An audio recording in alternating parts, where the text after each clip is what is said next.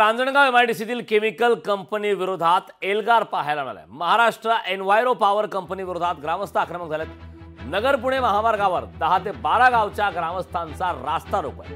Chemical युक्त पाणी प्रक्रिया न करता सोडले जात असल्याचा आरोप आहे। केमिकल युक्त पाण्यामुळे जमीन नापीक झाली असल्याचा आरोप आहे। प्रदूषणकारी कंपनी बंद करण्याची आंदोलकांची मागणी आहे।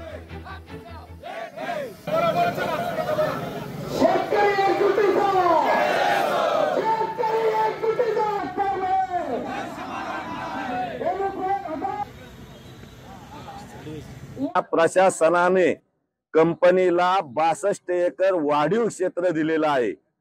आजचा लढा ही त्या प्रशासनाच्या विरोधात आणि कंपनीच्या विरोधातली चुनूक आहे।